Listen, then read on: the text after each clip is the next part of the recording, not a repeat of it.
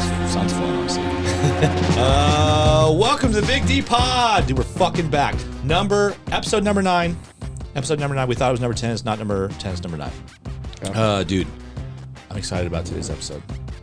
We got fucking rich motherfucking wonders in the house today, dude. Fucking clap it up. Let's go. Thanks for coming, dude. Made the trip all the way from the west side. Surprise. Right. Surprise, we're here. Surprise. Saw you pull up, dude. No doors. Ain't no motherfucking doors on that thing, dude. But on purpose. It wasn't like it's like got a car accident on the way here. Nothing like that. Just, dude, doors are not supposed to be on that flow sometimes. it was like majestic. Thank If you I had to for pick a that. word, it was majestic, dude. So thanks for coming out, man. We appreciate it. Hell yeah, man. What's been going on, dude? How you been doing? Been good, man. Been good. Been wholesaling and fathering, and Yeah, dude. Father's so hard. How many kids you got? got 4 kids. 4 kids, dude. Yeah. So you got the lead in here. He's got 3. I got 2. So, You guys are slacking, man. dude, I'm done. I'm done, dude. medically speaking, I'm done. Yeah, us too. Yeah. Yeah, dude. We don't need any more of those. It's fine, dude. I love what I got. So That's awesome. well, cool, dude. Well, thanks for coming out. We really appreciate it. You know, in this podcast, we always want to talk about the deal that changed your life, your bank account, your paradigm, your business, right? So we want to hear that story. But first, man, let's talk about like where'd you come from, dude? Where'd you grow up? I want to hear like family stuff. I want to hear Past jobs. Yeah, Where you started in dude, this. spill everything, and we want to hear like all the ups and downs, dude. Like we don't want to sugarcoat it. You know, the big thing that we try and portray to everyone that's watching, and we're gonna have probably like a whopping 15 views on this thing, so it's Nice. gonna be incredible.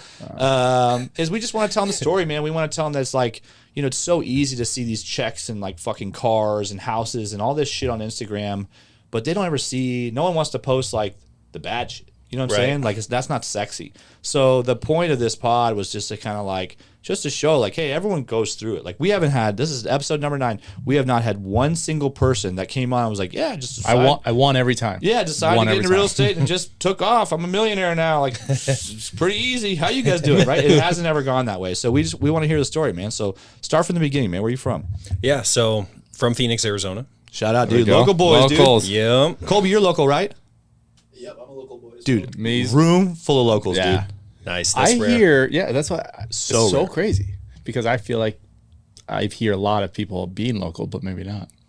So I don't Because know. we're local, dude. Yeah, maybe I just don't deal with anyone that's not local. Oh, you're not from here? Oh, Oh yeah, and even over the last few years, I guess it's Blocked. gotten like fewer and farther between because you Yeah, got that's people from true. California and wherever moving here. So, all right, so born here, what part of town? So I grew up mostly in North Phoenix. Okay. Right? So the long story short, when I was a baby, my dad got into real estate. Oh, all right. Right. So it's in the blood. So it's in the blood. Okay. My dad was kind of like an entrepreneur, but a wantrepreneur. Like basically, when I was little, he did all sorts of different little sales jobs. And before I came around, he sold Yeah. cars. Yep. He was a realtor. He had all these different harebrained ideas, and Yeah. most of them crashed and burned. Okay. And he found real estate and started doing. He wrote a book, started doing some seminars, shit. started making some money. Right? Oh, damn. And this was like in the 80s, like when Phoenix, it was like a really good market then. Yeah. Basically, he got really sick, and he had bought all these properties. He had like a Rolls Royce. He had like a couple different, you know what I mean? Like Boy's balling, dude. He was balling, but the problem was he was overextended. He was living Okay. beyond his means. As soon as he got sick, Yeah. we lost Leverage. everything. Yep. So yeah, my mom, we moved into an apartment, How old were you when the good turned to bad? like 2 years old. Okay, so not you don't So necessarily, no recollection. Yeah, no reflection there, but you probably, I bet that carried through. Like I bet as a young, when you were younger, I bet some of that carried through and probably how you were raised, I would imagine. Absolutely. Okay, so moved Absolutely. into an apartment. Yep. Dad's sick. Dad's sick. Dad almost dies. There's like a 8-month plus recovery process of him getting better. And my mom, basically had to struggle to try to keep everything together during that time. How many are you only child, or how many you got brothers and I've sisters? got one sister that's 2 years older than me. Okay, all right, that's how I am too. I got 2 years older. Okay, so 2 kids, dad's sick. Dude, went from balling like you gotta you gotta rolls, dude. You ball a little bit. You know what I'm saying? Right. So went from balling to now living in an apartment. What's mom do? What's she doing now? So she eventually went back to nursing. So she was a nurse when she met my dad, like when she was in her 20s. She gave that up, like, you know, when he was doing well. And then so she eventually got back into nursing and we got stable. But that took a couple years because, like, basically she had to watch us. She had to take care of my dad. Figure that shit out. Yeah. Yeah.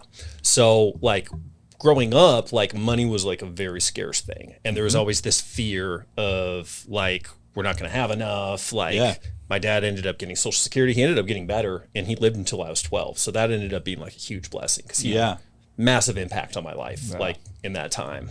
Wow. So, but that's the thing is, like, my dad, he told me he had prayed when he was, like, in the hospital that he just wanted to live long enough to be old enough to see us, you know, teach us what he wanted to teach us. And, you know, he wanted to see us grow up, but he lasted till we were 12.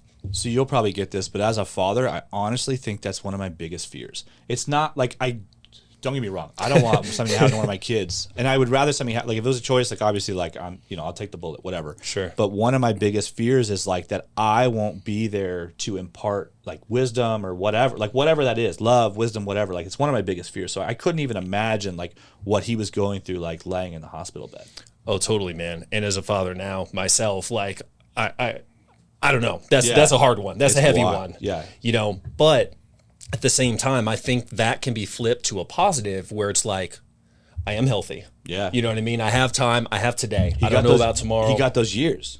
Absolutely. Because they're not guaranteed, right? Absolutely. And he parented differently because he knew that his time was ticking the whole time. Yeah, so different perception. Yeah, he was living with like a high intent. And he, wow. You know, me and him, like he got me into karate.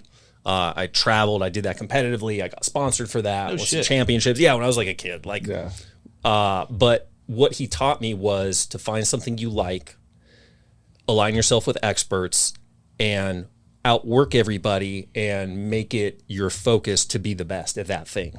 Really?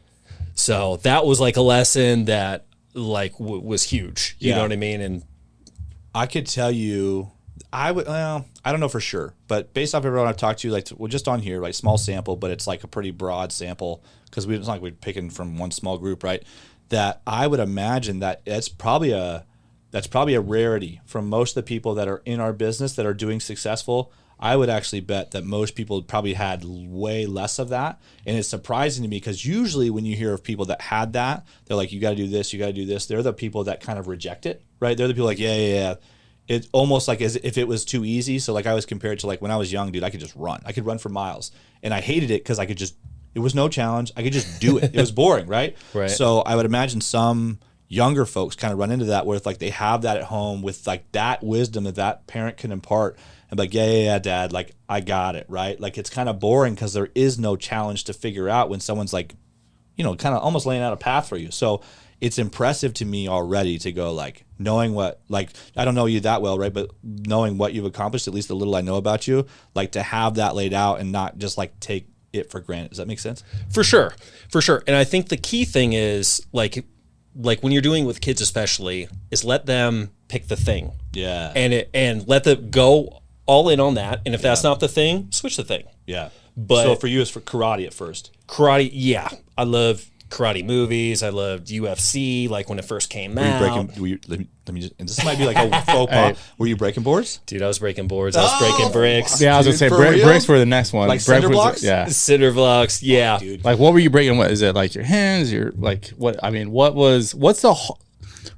hurts the most? Because what if I get some drinks in me? I want to try to break a brick. Please don't. Please don't. Well, I can tell you this. Like, so I was like probably 10 to 12 when I was doing this. Like, it's not hard to do. It's like, it looks so impressive. You can do it. If you like had a cinder block, you could do it right now. It's like leverage. Yeah. I mean, if it's the right cinder block, like if you give me a brick that's this big, I can't like punch it in half. But yeah, and you like the palm heel strike is a good one for that because you won't mess up your fist or to kick. I was gonna say, I fucking wish I would have known that before this pod, dude. I'd have had a cinder block sitting right out there in that shop, dude. We'd have fucking got after it, dude. We'd had 3 of them. We would have had. That's a sweet 9 pod though. We get some drinks in us. We go do some karate in the fucking warehouse, dude. Yeah, Colby, we got a new content idea, dude. We're breaking fucking cinder blocks, dude. All right, sorry. Dude, as soon as you said that, I was like, my brain could knock it off. I'm like, I bet you we fucking broke boards, dude. All right, so karate. And then I think my other question is karate. Like, so I don't know a ton about that. I never really did any sort of martial arts, but from what I know, there's a lot of like structure. Yes, absolutely. structure, discipline. Yeah, mental, a big part. And Like- competing, when you compete, is it you versus another person, or is there certain things you have to do, like almost like as like tests? Like, how does that work? So there's different like communities as far as karate competition. There's different Okay. styles, different art forms, different forms. Yeah. So I was in what's called Okinawan Shuri-ryu, which is like a from the island of Okinawa. Okay. And there was different categories. So, we didn't compete with just people in that style. I was in I was in basically an organization, right? And Okay. you had the forms where you're like doing like a routine. It's Okay. like a fighting routine, but Yeah. like kind of like a dance, right? That makes sense. Two people kind of together. Type Just of thing? one person Okay. doing like a. Oh, You okay. do like the Okay. Yep. kicks and the like. Okay, where they get all that. Okay, I've So seen you're that. fighting like invisible people, basically. Love it. Then you have weapons, which I like too, where you do like it's called a kata, where that's the form and you do it like with the weapons. Okay. And then there's sparring, Okay. where it's like not full contact, but like you have a referee. They say like go, and then you're scoring points. And did you spar? I did spar. Okay. So that to me already, I go like I wasn't ever very good at it, but I wrestled a little bit in like junior high and like beginning of high school. And I always remember as an individual sport, like everything's on your shoulders. So like accountability is like if you lose, like fucking yeah, your coach maybe didn't coach you the best, but like it was on you to go figure it out there, right? So I always remember like that accountability. I think like kind of transferred within me, and I carry it through. I think still to this day. Do you think that like had an effect on you?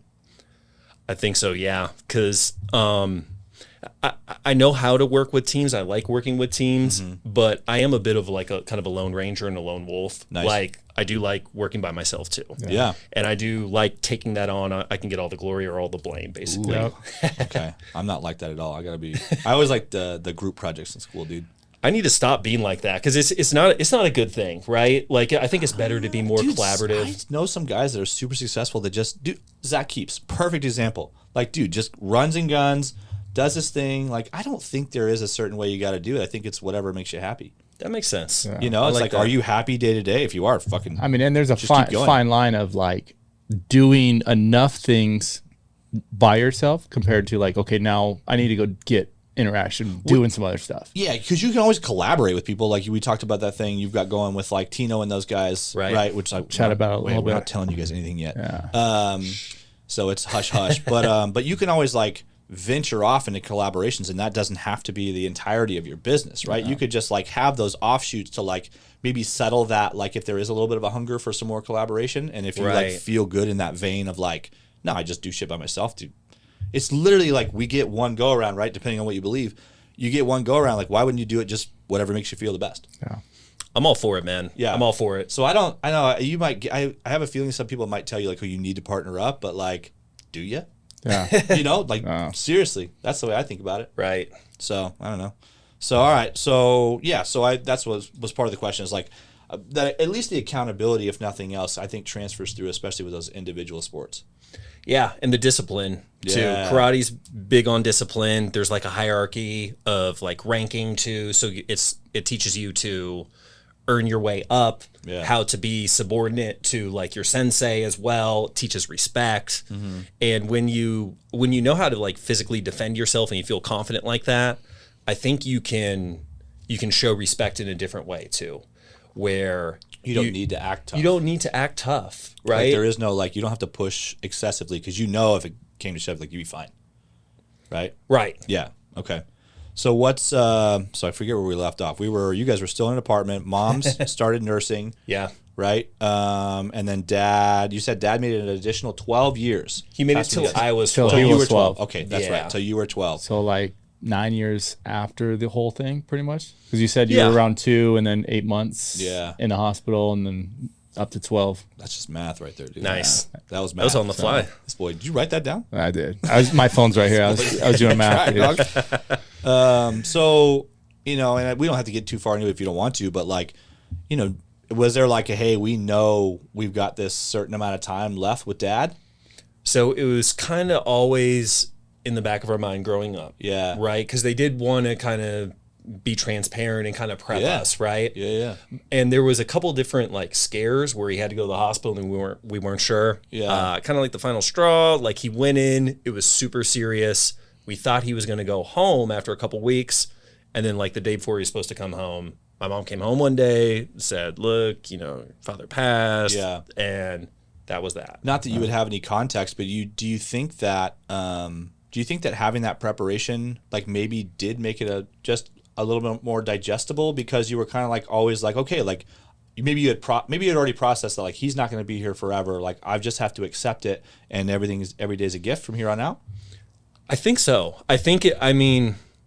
Because like with my kids now, like they don't really have a lot of context with like death and everything. Like it's not something obviously we talk about a whole lot. Yeah. But like it was kind of always in the back of my mind. So I think I kind of always knew. I don't know, because that's how I grew up. Yeah. So but it was in my mind. Yeah. It was like every day is kind of like not promised, and which is like I guess a blessing and a curse, right? Yeah. Like I have like a visualization that I do like almost every day, where I picture like myself. This is going to sound morbid, but I like picture myself dead, and I picture like my loved ones like mourning me. Okay. And I like think of the legacy that I want them to say, and to think of like the impact, and like I picture like all the people that I like touched, Powerful to me, dude. I mean, if it's to start off your day, and then it's like, there's nothing lower than that you could really go. It's like, now what can I do to kind of improve anything that was even a negative in that? What can I do to change? Even if it's like, I blew up on one of the kids last night because of this, like that, if something did happen and that was the last thing that occurred, how bad would that suck? Shit would suck. So it's like, okay, I realized this is something I need to work on, because next time that same situation happens, especially a child being a child, I was a little shit when I was a kid. So I knew when I got yelled at, I fucking laughed. Hey, fun fact, we all were. Yeah. so we can't sit here and like rip on them too bad, because then it's like, dude, what happens if tomorrow is my last day? Yeah. And then it's like too hard to go back and change. Yeah. That visualization is interesting. I think if I was going to do it, I would just picture myself really old. So it's like, I don't want to put that like young vision of like me dying young. I'd put that like I'm super old and my kids are like grown as fuck. That's what I'm saying. Like at the end of my life, not like if I were to die today. No, I'm sorry. I was gonna say, I'm like, power of vision. I'm like, let's fucking push that shit back, dude. Let's push that shit back. So no, for sure. And I'm real big on Stoic philosophy. Like that's where I get a lot of these ideas. Seneca, Marcus Aurelius. Like for me is like the Stoic philosophy of accepting life as what it is, and like the bad things will happen, and not expecting life to be a certain thing. That's really helped me like. So almost sums in and like, yes, there are going to be bad things that happen. Yes, it's a natural part of life, but there are also fucking incredible things that happen. Absolutely.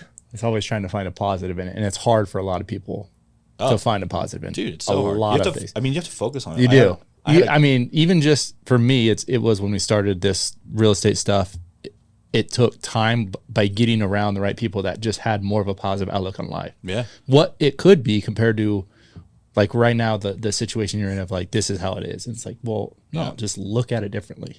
Yeah. I had a coach when we first started. I'm actually about to start working with her again. And every day she would have me write down 3 things that I was grateful for. But every day it had to be 3 different things. So it was an exercise in being aware of myself self surroundings. Because at first you're like, it's easy, like my wife, my kids, my family, like all that stuff, my house, all the stuff that you like about your house, or about yourself. But then like eventually you start to like run out of shit to say. So what I catch myself doing is throughout the day, I knew I had to write those 3 things down tomorrow. I knew she was going to ask if I did it. And so I had to like be like mindful as I was out in the world of like, what are the great things that are around me? And it just changed, dude. Yeah. It like within 3 weeks changed my perception of the world. It was like this crazy thing. So yeah, it is. I always like, I'm so bad at being like good and consistent with that stuff. So like, I always like to hear when people are good at it. I think gratitude is like the highest vibration you can be at. If you're in a state of gratitude, like that's where it's at. Yeah. That's awesome. So it sounds like we're to the point dad passes. Yep. Right? Mom's still full-blown nursing? Yes. So mom's nursing. She's working nights.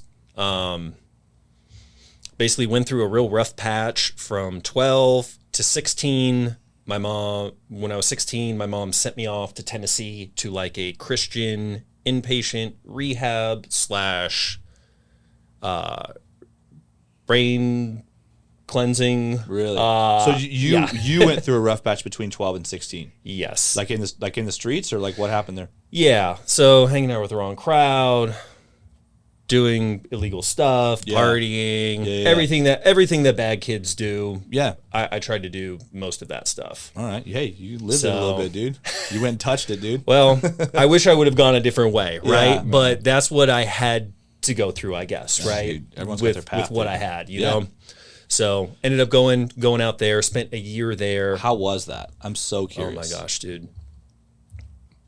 So strange, so surreal. Really? Like, so they put you in you're called a newcomer, and then someone that's already been in the program is called an oldcomer. Okay. They put you in their house, and in order for you, that's where you sleep, and then you go to like this facility during the day and do like therapy all day. All right. But like basically they lock you in the room with their kid that's also like a recovering drug addict. And in order to walk around the house, you have to be on what's called the hand of friendship, where they take your belt loop, the oldcomer, and they walk you around like you're like a prison bitch or something. Really? Like, So it sounds is it was hardcore. rude to say it sounds really culty? Well, it's no longer in business, the place that I went to. Dude, my next question is like, why are you wearing all white, dude? They make you wear all white. Yeah, and I'm like, oh, that stuck with him, huh? No, so yeah, but it was good because like I was broken, I got stronger, and I was broke, like mentally tested, like very often there. Yeah, and right. 16 is when you went. 12 to Yeah, and I was there for like 10 months. That's such a developmental time. Like literally your prefrontal cortex is like forming from like 16 to 22. So like it is ingraining habits that you probably won't lose for the rest of your life. So I'm curious to hear what you think that like brought to you, and that you still feel like maybe it might carry through. Yeah. It definitely, like, it invigorated my rebellious spirit, right? Really? And, like, my internal dialogue, because, like, when I was in there, the culture was so weird, man. I won't get all into it because we could have a whole podcast about it. Damn, dude. We can put that on Sweet 9. Basically, pull that shit up on the TV, like see different things. Yeah. Like there was all these rules, and the whole culture was to get everybody to snitch on each other and like hold everybody accountable all the time. And it made like I went internal a lot of the time while I was there. Really? Because there was like everything external like sucked. They don't know the fucking first rule that snitches get stitches, dude. They never fucking learned that shit, dude. Oh, what's their problem, dude? Dude. So you spend a full year there. When you leave, and and this isn't like a bad thing, but we had buddies that were LDS, and they went on missions, and there was a noticeable difference when they got back, and the reason was because like they were doing the same series of things every day, and there was no external like friendships or like contact with family was super limited. They weren't watching TV, or there's no radio or music. Like it was like you go and you knock doors and convert, right? Like that's what they did. So there was definitely a difference when they came back, at least a transitional period of like.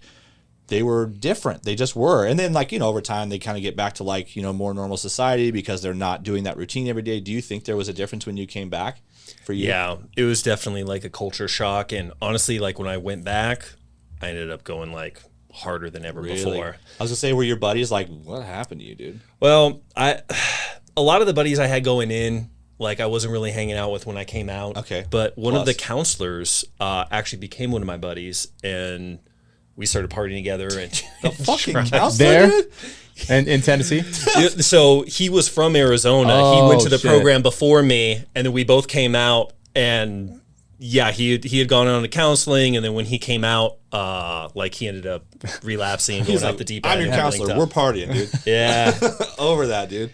Yeah. Dude. So it sounds like that system was clearly flawed. Like it sounds like it probably wasn't a very good. Like, I just don't feel like you like. Fucking grab somebody that much that much pressure is like, not I don't know, like, not really like the right like thing. hard work and then building to freedom might have been more than like, hey, we're gonna like basically lock you in this room and like make you go internal, because I think probably most people would do that because you're right, everything on the outside would suck. Yeah, I wasn't ready. Like whatever they were dishing out wasn't what I needed, I guess. You need like what's that show where they take all the kids to the jail? Scared Straight. Yeah, be on that's what Scared you Straight, probably dude. You probably just needed a couple days, a little shock to the system. Dude. Yeah, So, maybe. Damn. So you get back. When did you start getting like tats and stuff? Was that like after you went in, or were you already starting to get some before you went in? When I was 17, I got my first one. Yeah. Which is now covered up. I had one on my ankle, one here. I got a couple more when I was in my early 20s. Some stars and stuff. You had some stars on you, dude. Dude, my first tattoo is laughable. It's actually a tribal anklet of all things. Hey, pretty well, studly. it was '90s, right? No, I was born in '84. So what was it? Yeah. Could have been late. It was 90s. early 2000s. Early 2000s. Yeah, I bet That's still hot, 2001. dude. Hey, Nick Lachey had one of those things, dude. He was all the rage. Yeah, dude. At That's least right. for me, at least in my crowd, dude. Yeah, man. So But I didn't really start going full board maybe a couple years ago. Oh, cool. Something like that is Yeah. when I So a really little bit started. like, hey, I always want this. wanted to be blasted, but I just never got around to it. I didn't have the money either. I was gonna say it's expensive, right? Yeah, I'm probably close to 20K altogether. Damn, dude, you got some value, Hey, a bro. wholesale another deal. You know what I'm saying? Yeah. Wholesale my body, dude. So you get out. You and the counselor go buck wild. It sounds like. Yeah. How long does that last?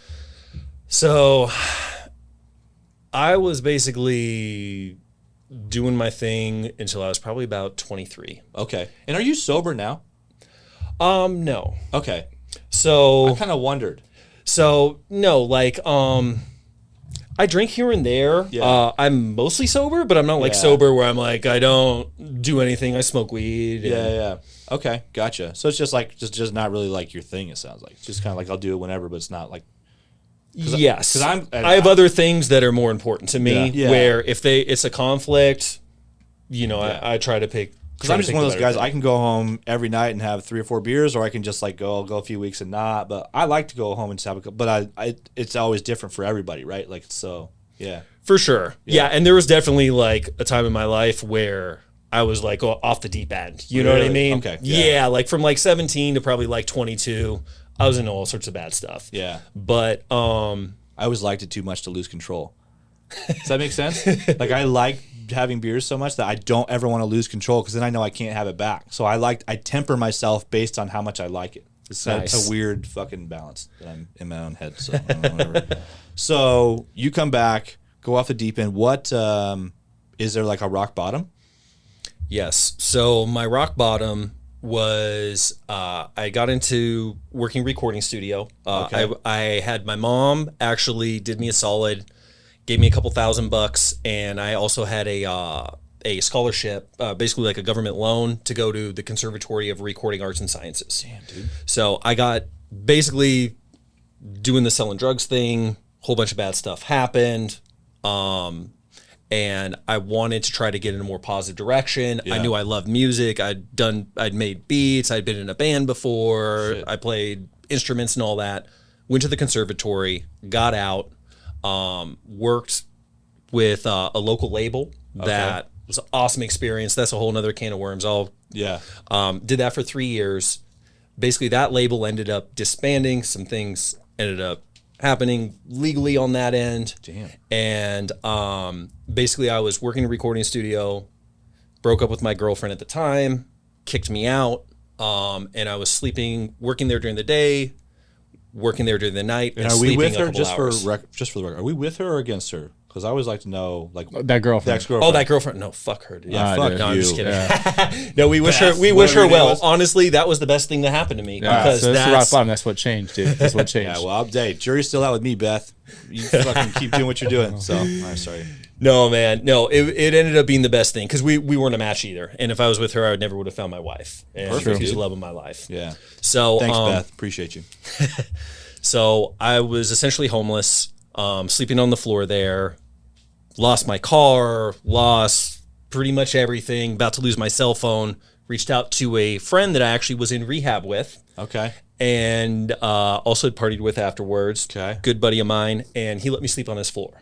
Okay. And that's when I rode that out for a few months, still trying to do the studio thing, still trying to sleep on the floor. Finally, he's like, hey, bro, like these bills Gotta go. aren't going to pay themselves. Maybe you should definitely get a job. Yep. And I was like, oh, okay, yeah, I guess I'll do that. And found an ad on Craigslist, setting up and displaying home appliances, weekly pay, call for an interview today. Called there. Their interview script was basically come down right now. Went down there, got a job. Hey, for those that are wondering, That's how easy it is. Usually when they're like, come down here right now, probably not the best job. Probably not the little foreshadowing going on here. I already think I know the end of this part of the story. All right. So found out I was actually hired to sell vacuums door to door that were like 2,600, I think, when I first started. Damn. And this is early 2000s? At this point, I think it was like now. 26. So this was, like mid 2000s. Still, dude, inflation hadn't even really kicked in yet. You know what I'm saying? Or no, like 2011, actually. Okay. So yeah, like a decade ago. It's getting there. I still won't buy a $2,600 vacuum. Ooh. Dude, they're pretty badass, man. I mean, you should let me show you. No, I'm just kidding. Hey, hold on. Hey, bring it in. Bring it in. Still in the game, dude. Is that why? And this is why I wanted to be on your podcast. So selling Kirby vacuums, right? That actually really ended up being a blessing, and it was because the way that the guy that owned the business, the way he ran it, and he was super successful. Like there was like several hundred distributors, and he was always in like the top 5. So he was a badass. He was making like several $1 million a year running this operation. Vacuum. So vacuum money, baby. He had that vacuum money. That's serious, dude. Vacuuming up cash, dude. He ran his shit so badass where he just kind of just checked in on everything. He'd come in, motivate us in the morning. Like that was the first time like I saw someone up close that was successful, that was living like a life where I was like, damn, I wouldn't mind trading his financial situation, right? I want that. Because everyone I knew that was successful that I had access to before that was into like some bad things. Yeah. You know what I mean? So that was like my first taste kind of that, seeing that up close. Like, holy shit, I can do this legally? Yeah. For sure. Like that kind of thing? For sure. And it inspired me, and they were real big on self-development and growing within the company. You can have your own office, which I eventually went on to do. And that was kind of like, that was my first time, because I always knew I wanted to be rich, and I always thought I was going to do it for music.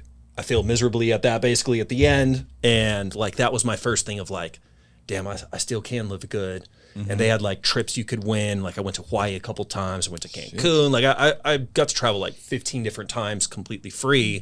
And it gave me that taste too of that life of like traveling and go, you know what I mean? Because I'd never really done any of that. Like you said, you'd always want to be rich. Did you know from a little? I don't know. I'm assuming everybody, of course, everybody wants to be rich. But did you always think you were going to be rich? Yeah, I thought by the time I'm like 20, like I'm going to be balling out of control. Like, I mean, why do people have like the red Lamborghini poster on the wall or Dodge Viper I just from wonder, Target? does everyone think that? Because I always thought that too. I'm like, oh, I'm going to have money. I always just was like, So I always think like, does everyone think I'm going to be rich? Or is like some people like, yeah, I'd like to be, but I don't know if it'll ever happen to me. Or I'm sure there's people that are like, oh, I'll never be rich. Right. So it's interesting. Because I feel like there's like every person that's been on here like, oh, I'm going to have money. Yeah. It's always been that vibe, even since they were young. So it's interesting. Okay. So balling out in vacuum. Sounds like you fucking pop off and go off in the vacuum world, so dude. Popped off. What's a pop off salary like in the vacuum world? Yeah, how much is like what is your what's top commission on one sale? Yeah. So on one sale you could make up to $800 if you sold for full price. That's pretty good. And if you sold it, you could sell them for up to $2,600, or you could sell them for as low as $1,200. Same vacuum. Okay, gotcha. And if you sold them for $1,200, you made $50. Okay, yeah, you get So on a full boat, you made $800. On a shitty one, you made $50. You get that number up, baby. Yeah. So let's put like, and this is why this guy was also such a genius. Because the full boats were how he made his money too. Yeah, and the small deals weren't profitable, and that's how I just taught did me to dig I did deep. the quick math between $1,200 and $2,600 is not $800. No. Yeah, It wasn't pure spread in between there. and he was getting them for like $400 too. Like, so he was crushing it. Balling. Okay. Yeah, he did have that vacuum money. All right. So like I think my top check there was maybe like $5,000 or something, which to me at the time was like a month. No, like in a week. Okay. Oh, okay. Yeah. And like I made on average probably $1,000 to $2,000 a week doing that. Dude, that's But there was weeks that I made zero too. Yeah. And then there was bad months, and you know what I mean? Yeah. So, but overall, the vacuum market was down, dude. you could I make get it. 70 to like maybe like 120, 130 just being a really good salesman in that period. And how old were you at this time? I was in my mid-20s. I was like dude. Great. 26. Great money for your when I mid-20s. started. Yeah. And basically, I rode that out, got my own office, realized like, oh, wow, there's a whole lot more to this whole starting $1 million business than just being really good at selling vacuums. Had some success, and basically that ended up fizzling out. I found myself, it was right before Christmas time. I'd had my office for coming up on almost 2 years. I'd bought all these prizes for this Christmas contest, TVs, laptops, all this stuff. And we weren't selling any vacuums. I had this big staff, and I had to make a hard decision. I was like out of money too. Really? What year was it? Oh, man. I would have to check. It was, I did Kirby about 4 years after that. This had to be maybe like 2016-ish, if I had to guess. Okay, so it's like nothing like crazy about the economy. It was me. I was burnt. Really? I was burnt. I was knocking door to door at that time. Like, I didn't have a phone room. I was doing it every day. Like, I could go and sell Kirby's for one day and be really great at it, even right now. I just don't want to do it every day. Of course. And I was doing it every day, and I was driving them around in a old Suburban, and we were dropping them off in the neighborhood, having them knock. It was just such a grind, and I was just like, I'm done. Like, I was trying to roll this boulder up the hill, and I rolled it up there, but as soon as you let off the gas, it starts coming back, and it came back on me, and I was just like, I'm done. Like, Fuck this. Yeah, fuck this. So basically let everybody go. Did you keep all the prizes? I took all the prizes back just to have Oh, fucking damn, money. dude. Well, no one had earned them anyways, was gonna though. say, You know what I mean? So I didn't. I probably would convince myself to keep one of those TVs, dude. I'm fucking. Hey. I mean, that was like, I needed money just for regular bills shit, and okay, stuff, yeah. dude. Like, I was hurting, and I was almost out of vacuums. I went back and groveled to the, the guy Don that owned the business. Yeah. Begged for a job back, and ended up doing that for like another 4 years. Damn! Wow. Before I found wholesale real estate. Okay, so that was 2000. What did we say? 16, and then another 4 years. So really, relatively new to the space. A couple of years. So I started wholesaling January 28th, 2019. Okay. So the year before the pandy hit. Yes. How'd 19 treat you? It was a learning experience, but it treated me good. How long before when you started, and how long before you closed your first deal? So I worked for Shawn Terry. Okay. So I was in his acquisitions department. I believe I got my first deal, I want to say like a month or two in. Okay. And it was a drive-in for dollars deal. Yeah. I found a house that had a broken window. It had like a crazy ass note in the window of like, "Don't you come back here. We're calling the cops." Like, it was like really strange. A good one. Yeah, it was a good one. I was like, I don't know the business that well, but I know this is good. Yeah. Like, there's some distress here. There's something going on. We tried to call them, couldn't get a hold of them. Shawn sent them a postcard. They called back in, and it ended up being like a $43,000 deal that we got off of it.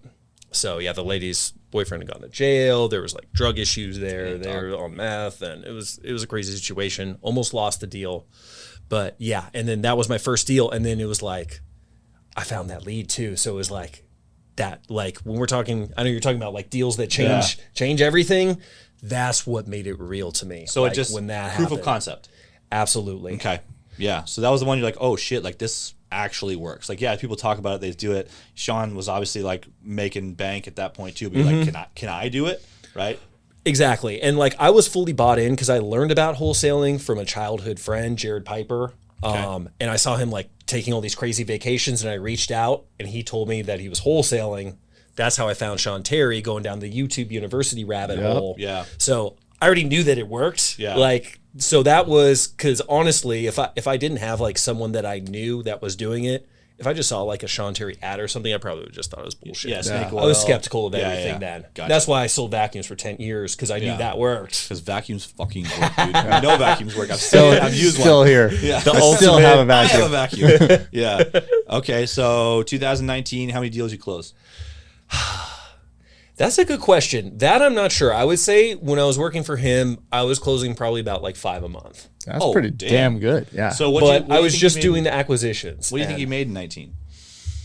I want to say it was around 120. I think was on my taxes. That's a good first year, dude. So it wasn't bad, and I had no risk, no expenses. You're plugged into a well-oiled machine. Yeah. Yeah, and I had access to Shawn. Shawn, I learned so much, like working with him. You still tight with him or no? You know, so this is what the honest truth. What happened was I was there for 2 years. The second year we went into virtual wholesaling. Mm-hmm. I had some good success there. Had like a big month. Had like 360K in like revenue. I was really feeling myself, right? I made a great hire. My hire, this dude John Kleisch, he's now running like a multi-million-dollar business himself, but like he came and got $100,000 deal his first month after spending a month with me. We had a issue on hiring this other person. I basically like said like brought up something bad that happened that he had done, then brought up something good. Like basically I was like disrespectful to him. Yeah. And the ego started to grow a little bit. my ego got too big, right? It's And a the hard thing to temper. hubris. It's a hard thing to temper, especially that brand new success of like, shit, I'm fucking making some money now. Like where you're just invincible, like It comes everything up on I you touch quick. is fucking gold. Yeah, I've For been sure. there, dude. You almost don't even recognize when it's there, and then you're like, oh, fuck, I don't like that. I don't like what I just did. Yeah, because at the I don't want to be that, because when I see that too, it's like Gross. Yeah. But I think everyone has to go through that moment to be like, oh, fuck, I don't want to be that. Yeah. I just did that, and I don't want to be that. I don't like those guys. Yeah, okay. Yeah. I don't want to work with those guys, so why would I want to be, or people don't want to work with that guy, so why would I want to be that guy? So my question, dude, it's like everyone hates that guy, but everyone's been that guy from time to time. Like it just takes being that guy to realize, oh, I don't want to be that guy.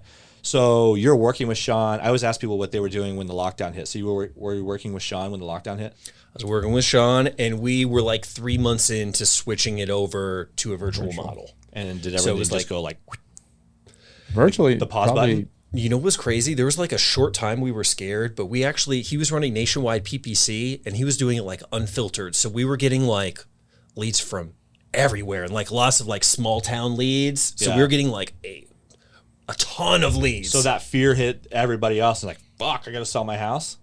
Yeah, That's what it was.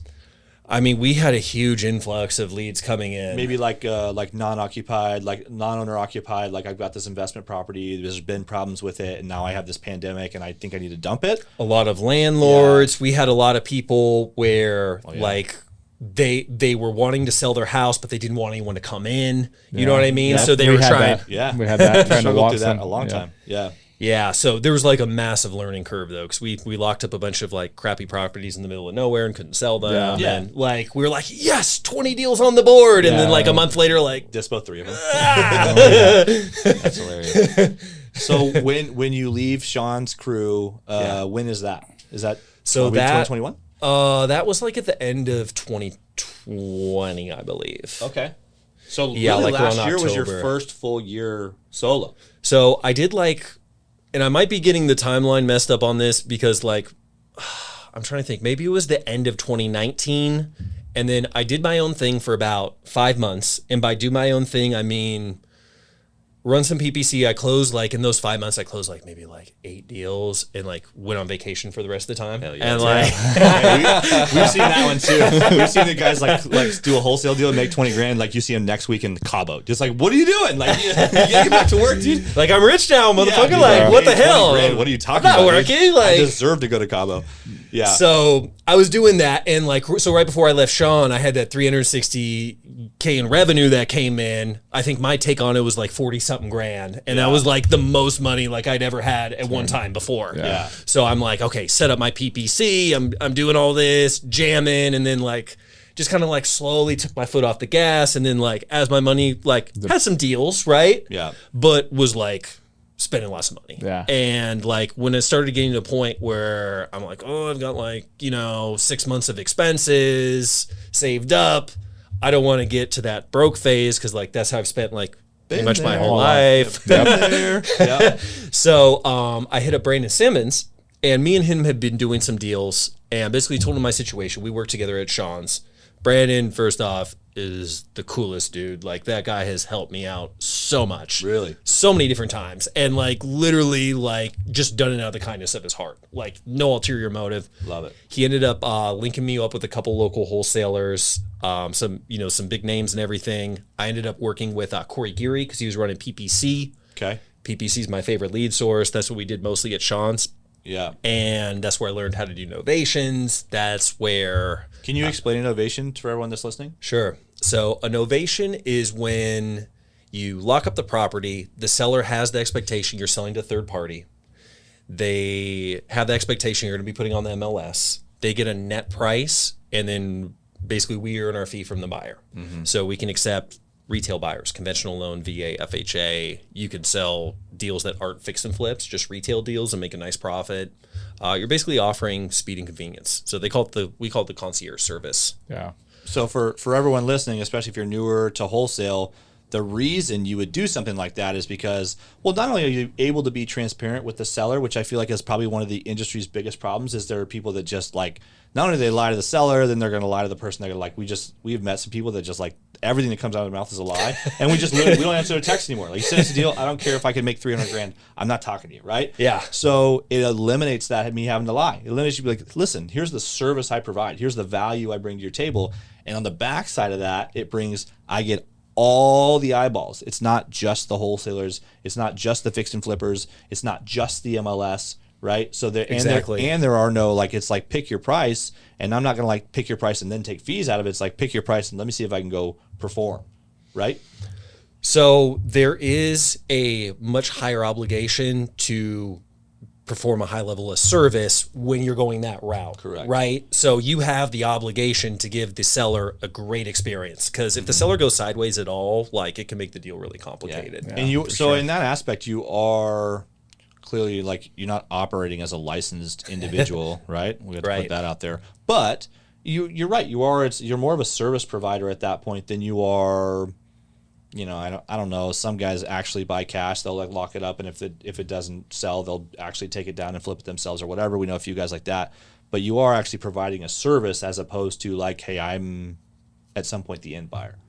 Exactly. Yeah, we make no qualms about that, about not being the end buyer, and we basically just give them the experience they're looking for. Because most of the time, like, the people that it's a fit for, because even when you list with a realtor, even though the realtor is doing a lot of the work, there's a lot of work that goes on of communication between the realtor and the seller. And there's that mental energy that goes into it that whole time. We offer them basically a streamlined, hands-off experience. Yeah. And that's the pitch. And then we're big on problem solving too. So any type of value I can add to the transaction, I will. Yeah. And there's not a ton of, like, it's funny because wholesaling has like this negative connotation within the industry, right? Especially like a lot of real estate agents, you're their competition, but then there are the bad apples. And so like it gets this negative connotation. But for you, since they're like, you're not having to act as a licensed individual, like there are some things that you can do and kind of remove that red tape of like, hey, we can be a little bit more creative and problem solve and do some things that maybe a traditional agent, maybe not that they can't do, but maybe they don't have that in their tool belt because they haven't done 3,000 of these things, right? Sure. Yeah. Yeah, absolutely. And we love working with agents too. So we work with agents to list the properties. Sometimes we'll do like brokerless and do like just like a flat fee. But agents are like some of our biggest allies. Yeah. We just paid one 2 weeks ago. Yeah. Full commission. Esquire. Yeah. So, well, that's awesome, dude. So what, if you can give some advice to, you know, the, like, you know, 21-year-old Rich that's coming up, dude. Coming up, just got out of his you know, lockdown cult. What do you say, dude? What do you say to that young guy that's like maybe a little lost right now? Sure. So I would just implore everybody. The for me, what always held me back was myself. A lack of personal development, a lack of focus. I would say for everybody, like, no matter what stage you're at, continue to just to work on yourself, personal development wise. Find skills that you enjoy and get really good at them. Look for high value skills that can be leveraged. So everybody's different, right? You know, for me, sales, I love sales, and it's a high value skill. Some people, that may not be their thing. It may be something else. But I would say, you just want to be progressing forward in something and be great at something, and find that thing and go for it. And if that doesn't work out, try something else. Yeah, and I think it goes right back to what your dad told you, just like, go find somebody. We always use Templeton Walker's line on this. He's like, tie yourself to a bigger boat. Go find a bigger boat, because that guy can move some water out of the way, right? And kind of help you get in the flow and get going. So tie yourself to a bigger boat and bring value to the table. We have people that hit us up all the time like, hey, I need this. I'm like, yeah, dude, like we all need stuff. Like, but then we'll have other people that reach out and be like, hey, I have this to offer. I can do this, this, and this, right? Can you help me? And I'm like, that's the guy I fucking want. Doers are so rare. Everybody wants information, but like definitely, yes, be a doer and don't be above doing the boring work, the ugly work, the shitty work. Yep. Bang the phones. Like when I started working for Shawn, the first thing he had me do was start cold calling. Yeah. And like, I agree. Like anybody that I work with, like, the work ethic and like that energy, that hustle is something you can't really motivate into someone. No, they either have it internally or they don't. You can't create it. Yeah. And it teaches you grassroots too. Like if you go up a few levels and then when a problem arises, you know what that cold caller is going through. You've been there, right? So you can empathize and be like, nah, I've been there. I know what the fuck's going on here. Not only do I know how to fix it, but I don't have to like get mad at you because shit, same thing happened to me, X amount of years ago or whatever it was. I think a lot of people are just too casual about life too, where I know I was for a long time, just kind of drifting through life, not really having much of a purpose, not having any fire in my belly, just kind of like maintaining. Almost like it'll happen to me. Like it'll just fall in my lap. Like it'll happen one day. It'll show up. I'm just waiting, Yeah. Not really the way it works. So it happens for some people, but not most. Yeah. Having something to get fired up on, whether it's, trying to get away from something you're afraid of or move towards something that you want. But have that fire in your belly. Just don't drifting. And I catch myself doing it too when I'm comfy. Dude, 100%. Everyone does. I mean, there's a few freaks out there, like absolute freaks that just don't do that stuff. And I'm sure all of us know one that's like just highly successful and you like get around and be like, where the fuck did you come from? Like what, they're just like always working and they're so happy to be working. You're like, you're a weirdo. Dude, yeah. One of them told me one time, like, oh, I don't go on vacation. I don't like going on vacation. I'm like, I fucking love going on vacation, dude. I work for going on vacation. So, but yeah, that's a rarity, man. When you meet those guys, like definitely do your best to provide value to those guys, but like just realize like not everyone's fucking, Grant Cardone, like that guy's probably a great example. Like, dude, every time you see him, I bet he's just fucking doing something that has to do with business. Right. So, yeah. And I think that's great for the people that are like that. Honestly, dude, I don't think I'm like that. Like it's like I told you, do whatever makes you feel good. You should just be doing that as long as it's good for you and your family and it's like it's healthy. Like go do that thing. Yeah. For sure. Go do that thing. So, all right, Rich. Well, hey, man, we appreciate you coming on the pod, dude. Amazing story. Thank you, brother. Amazing story, dude.